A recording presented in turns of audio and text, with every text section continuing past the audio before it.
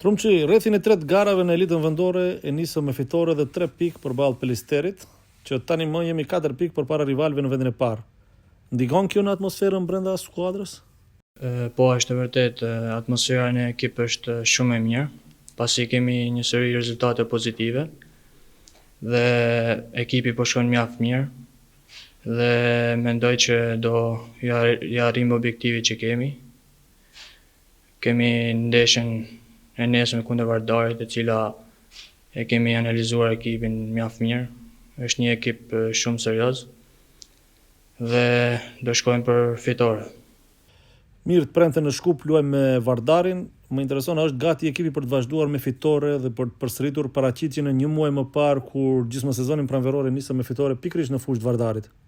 Po, ekipi është gjithmonë i gatshëm për çdo ndeshje dhe të gjithë e dimë rëndësinë e kësaj ndeshje, e cila është një derbi dhe është një ekip shumë serioz dhe ne do shkojmë të japim maksimumin tonë dhe besoj që do kthehemi me rezultat pozitiv.